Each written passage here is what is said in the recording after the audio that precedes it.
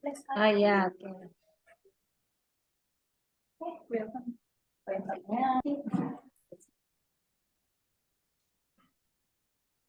Sudah bisa dimulai, Bu?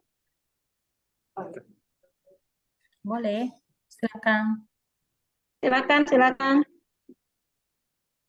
Assalamualaikum warahmatullahi wabarakatuh. Waalaikumsalam warahmatullahi wabarakatuh. Kayaknya posisinya agak mengganggu, jadi saya geser dikit. Ya, teman-teman, untuk pencahayaannya kurang terang. Cukup terang. Terlalu dingin atau enggak? Cukup. Sebelum kita mulai pembelajarannya, karena sudah dirasa cukup nyaman ya, kita berdoa dulu. Sebelum kepercayaan masing-masing, berdoa dipersilakan.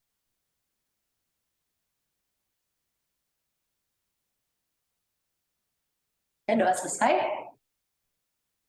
Sebelum mulai, saya memperkenalkan diri dulu ya, karena kita baru ketemu nih. Ini adalah pertemuan pertama kita di kejuaraan prestasi. Perkenalkan, nama saya Danika. Saya lahir di Palembang tanggal 23 September tahun 1991. Sekarang tinggalnya di Sidoarjo.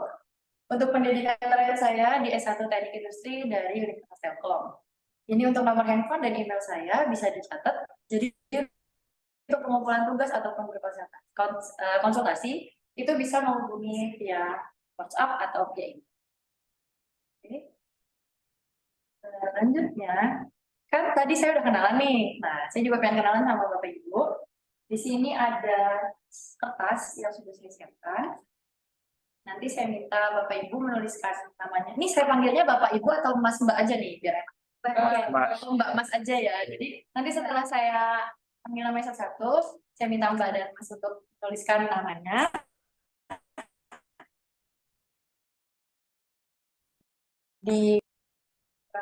Jawab dulu siapa. Saya panggil dulu namanya. Bapak Mas ya jadinya, Mas Aris Windarko sudah hadir. Hadir, Bu. Kemudian Mbak Fajar Kurniasari dan Mbak Syafaatus Sani. Boleh dituliskan namanya ya, Mbak? Nama lengkap atau nama pendek? Nama panggilannya aja. Dan Mbak siapa? Mbak Sari dan Mbak Mas Aris.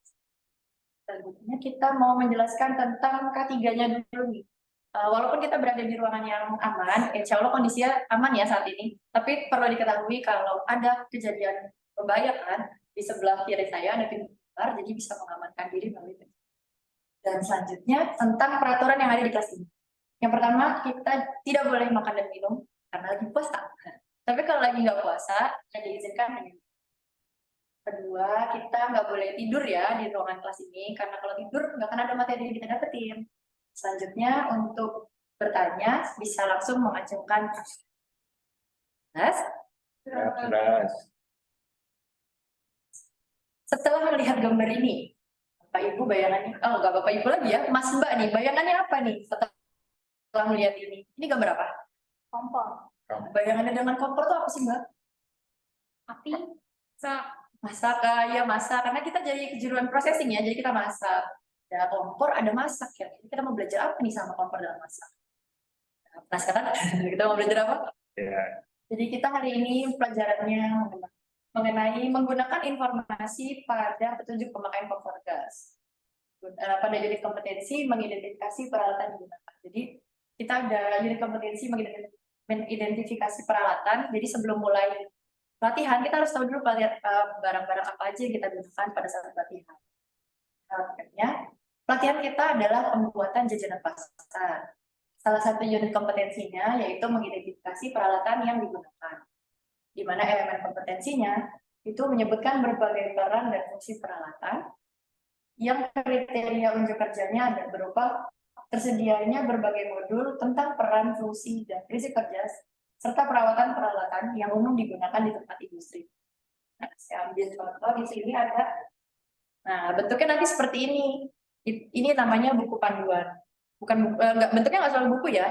Kalau untuk barang-barang kecil biasanya bentuknya brosur panduan. Tapi kalau dia barang-barang kayak besar seperti contohnya mobil itu ada manual book, ada buku servis. Nah, ini salah satunya juga seperti ini. Jadi tujuannya kenapa kita harus mempelajari materi ini itu supaya nanti Bapak Ibu bisa menjelaskan informasi apa aja sih yang ada di dalam lembar informasi ini. Dan selanjutnya bisa juga menentukan cara mengatasi gangguan pada kompor gas. Karena kita materi tentang kompor gas, jadi di sini misalnya Bapak Ibu menemukan ada masalah nih di kompor gas, saya harus lihat di mana ya caranya, kayak itu ada di sini. Manfaatnya supaya Mbak Mas, enggak Bapak Ibu ya, Mbak Mas akan mahir menggunakan kompor gas dengan baik dan benar, dan juga bisa mencegah terjadi kecelakaan kerja karena ada gangguan dari kompor gas. Sebelum masuk ke materi, saya mau nanya nih, pada saat Mbak Mas membeli kompor pertama kali, apakah membaca petunjuk pemakaian atau langsung dipasang aja? Biasanya gimana? Baca sih. Baca, ada yang baca, ada yang langsung Ya, pasang. langsung dipasang. Karena dianggapnya kan ini kompor dan juga materi yang bukan materi ya, ini adalah barang yang kita sehari-hari lihat nih gitu kan. Ya, Jadi kayaknya nggak perlu baca buku panduan, bisa nih gitu kan. Padahal buku panduan ini sangat penting loh kalau untuk pengoperasian alatnya. ya. Jadi di sini kita lihat ada informasi apa aja sih yang ada di kompor gas. Oh iya, saya belum sempat bagiin dibantu untuk informasinya. Mbak boleh dibantu dibagikan ke temannya. Jadi di sini juga saya sampaikan kopi dari untuk pemakaian kompor gasnya, jadi bisa sambil dibaca. Di informasi apa aja yang ada di lembar petunjuk pemakaian ini? Yang pertama itu ada bagian-bagian dari kompor gas. Buat di bagian paling atas, itu ada bagian-bagian dari kompor gas. Di sini kelihatan ya yang mana yang namanya top plate, yang mana yang namanya knob. Jadi kita tahunya kan cuma bagian cetek. Kalau bagian-bagian dari kompor gas ini, itu supaya kita tahu nanti pada saat ada gangguan. Kalau gangguannya itu di mana, pas kita nelpon ke orang service centernya, Mas, apinya nggak nyala nih gitu. Udah dicek di burnernya, burner tuh bagian mana ya? Nah, kan kita nggak tahu kalau kita nggak baca di petunjuk ya. Jadi gunanya yang informasi yang pertama untuk memberitahu bagian-bagian pada kompor gas itu ada apa aja. Yang kedua ada di bagian spesifikasi. Ini kelihatan yang spesifikasi dari seperti apa gitu. Jadi itu juga membantu pada saat kita mengetahui juga, oh kalau ditanya punya kompor di rumah, merek apa? Mereknya tahu nih, itu jenis apa? Nah jenisnya kita nggak tahu nih, nggak semuanya, semua orang hafal kan dengan jenis barang yang dia beli. Di sini gunanya kita lihat di pemakaian untuk juga tahu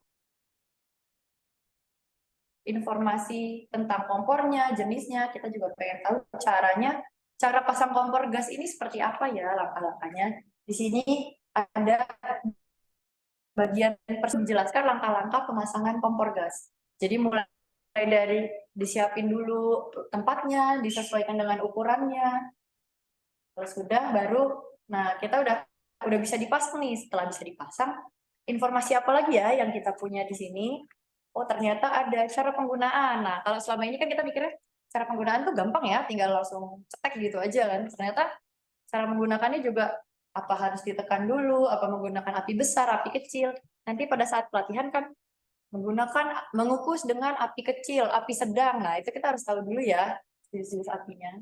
Selanjutnya ada di bagian kelima, keenam, dan ketujuh ini lebih ke pemeliharaan ya. Jadi kalau kita pemeliharaan sehari-harinya itu juga ada panduannya, termasuk hal-hal yang harus diperhatikan. Jadi apa aja nih yang nggak boleh ditaruh di dekat kompor gas, apa aja yang harus disiapkan di sekitarnya, itu ada semua di buku panduan ini. Termasuk yang terakhir ada di petunjuk mengatasi. Oke, sampai sini ada yang mau ditanyain? Izin bertanya dulu, Iya. kompor gas ini. Semua kompor tunjuk yang ada pada kompor ini gitu. Oh iya, ini memang untuk yang jadi contohnya adalah Rinnai ya, kompor gas Rinnai. Tapi kita nggak selalu berfokus dengan kompor gas merek ini aja. Misalnya ada merek A, merek B, tapi kira-kira informasinya kayak gini apa enggak? Kurang lebih sama ya. Jadi dia mencakup ada bagian-bagiannya, ada cara penggunaan, termasuk cara desain. Nah, Mas, udah cukup puas dengan pertanyaan, jangan jawabannya. Ya. Terima kasih, Bu. Ya, masuk ke materi selanjutnya ya. Itu ada. Nah, cara menentukan gangguan, cara mengatasi gangguan berdasarkan petunjuk. Jadi kalau ini di lembar yang terakhir itu ada cara mengatasi gangguan. Kita pengen tahu dulu gimana ya caranya kalau misalnya kompor saya rusak, saya mau benerin kompornya harus dengan langkah apa nih gitu kan. Jadi langkah-langkahnya yang pertama, kita cari dulu di bagian informasi ini. Di bagian informasinya ini, informasi mana yang harus kita buka? Karena dia mau cari tentang cara mengatasi gangguan, berarti di petunjuk untuk mengatasi gangguan. Kedua, di sini ada macam-macam jenis gangguannya nih. Kita identifikasi dulu gangguannya itu karena apa. Misalnya, pada saat menyalakan kompor, apinya nggak nyala. Atau ada bau gas. Atau nyala apinya, harusnya kan bagus tuh nyalanya biru ya. Tapi ini nyalanya tuh merah gitu. Kita cari tahu dulu, identifikasi dulu jenis gangguannya. Kemudian, di tabel berikutnya, kita melihat penyebabnya. Kalau misalnya api nggak menyala, ternyata oh regulatornya tertutup. Nah, berarti cara selanjutnya kita tentukan cara mengatasinya dari paling kiri. Jadi kalau misalnya regulatornya tertutup, berarti kita harus buka dulu regulatornya, baru kita coba. Terus, kalau misalnya ada gangguan-gangguan lain, termasuk gangguan yang nggak ada di sini nih, nanti kita bisa tanya langsung berdasarkan. Nah, kalau di sini kan berarti kan hubungi layanan penjual ya. Sampai sini ada yang mau nanyain? Ibu bertanya, Oh iya, Mbak Syifa mau nanya apa? kalau ada gangguan di luar tabel informasi, apakah kita bisa perbaiki sendiri atau teknisi? Saya juga ya bertanya. Kalau misalnya nih kompor gas di rumah saya aja misalnya, itu kan nggak ada ditunjuk nih. Cek lagi, mungkin gas kalau di sini kan nggak ada tulisan gasnya habis ya, ternyata kan. Kalau gasnya habis, berarti saya harus beli gas. Tapi kalau misalnya ternyata udah saya cek nggak ada bisa juga, mungkin saya akan memilih untuk menghubungi teknisi ya, karena saya sendiri nggak punya kemampuan untuk memperbaiki kompor gas. Tapi misalnya ada orang yang bisa, mungkin dia akan memilih untuk memperbaiki dulu. Gimana? Sudah cukup puas dengan jawabannya? Cukup, Bu. Selanjutnya kita. Nah, jadi kesimpulannya, informasi apa aja yang ada di lembar petunjuk ini. Jadi ada, kalau untuk petunjuk Rina ini ada 7 yang kurang lebih mencakup bagian-bagian, spesifikasi, persiapan pemasangan, kemudian cara penggunaan, pemeliharaan, hal-hal yang perlu diperhatikan, dan petunjuk mengatasi gangguan. Jika ada gangguan, langkah-langkah yang kita untuk gangguannya yaitu pertama kita lihat dulu ke bagian informasi cara mengatasi gangguan. Selanjutnya kita identifikasi jenis gangguannya, kita cari kemungkinan apa yang menyebabkan kompor ini tidak menyala, dan selanjutnya kita tentukan cara mengatasi. Nah, dari materi yang dijelasin nih, kira-kira saya mau tahu dulu nih, teman-teman udah paham belum ya tentang kompor gas ini nih? Pasang kompor gas itu saya harus lihat informasi di bagian mana ya? Pak, ada yang oh iya boleh. Apa? Persiapan. Oh iya, jadi kita harus lihat di bagian persiapan ya. Jadi sebelum kita mulai pasang kompor gas, kita harus cek dulu di bagian persiapan, di apa aja yang harus disiapin. Oke, pertanyaan kedua. Gimana kalau misalnya apinya itu nggak nyala? Apa ya cara kita mengatasinya itu gimana? Ada yang menjawab? Ya, Bu. Oh iya, Untuk regulator terus dibuka kembali gitu. Iya, betul. Jadi berdasarkan petunjuknya ya. Jadi Ya. kenapa kita cari tahu nih api tidak menyala? Oh, gangguannya api tidak menyala. Penyebabnya regulator tertutup. Berarti cara mengatasinya kita tutup kembali regulator baru buka secara penuh. Nah, sampai sini ada yang mau ditanyain nggak? Oh, paham sih. Mungkin setelah ini kita mau, oh masih Ada yang bertanya, boleh? Nanti kalau kita pelatihan itu pakainya kompor, ada kompor listrik itu nggak Bu? Atau gitu kan masak-masak? Oh iya sih. Masak gitu. Oh iya benar. Kalau di pelatihan kali ini kita menghitung juga biayanya dan lain-lain. Nah itu kita pakainya kompor gas karena mungkin lebih hemat secara biaya. Tapi kalau kompor listrik kan listriknya lebih mahal. Kalau tungku mungkin lebih ribet. Jadi kita pilih menggunakan ini ada soal yang bisa dijawab oleh Bapak Ibu dan waktunya izin lewat depan.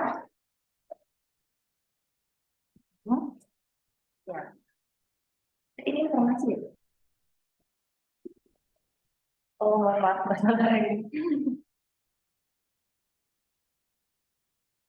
Nah, jadi di sini ada dua jenis soal, ada pilihan ganda dan ada yang esai. Waktunya 2 menit, boleh dijelaskan.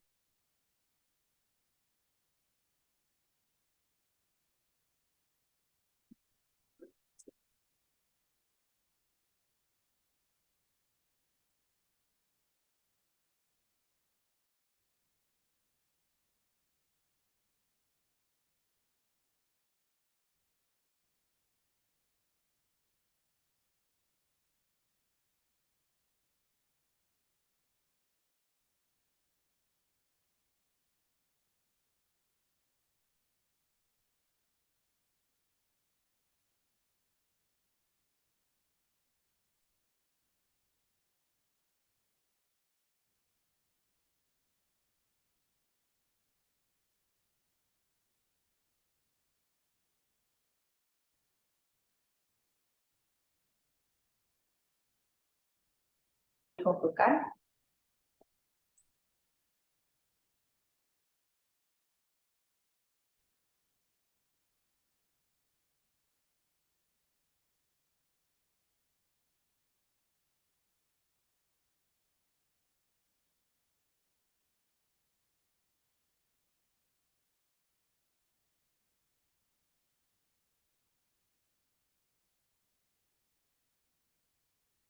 Sudah?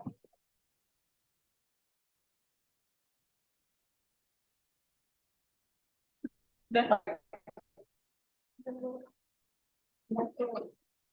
Dan Mbak Sari dan Mas Aris. Sudah, Boleh dibantu ya? Terima kasih. Untuk hasilnya rata-rata udah ini ya, udah pada paham dengan materinya ya, udah tahu nih kalau misalnya ada kompor gas dan penanganannya itu seperti apa, itu udah kurang lebih teman-teman udah ada gambarannya ya. ya. Ya. Tetap kita masih belajar tentang kompor, tapi ini tugasnya dikerjakan di rumah. Jadi di sini saya minta teman-teman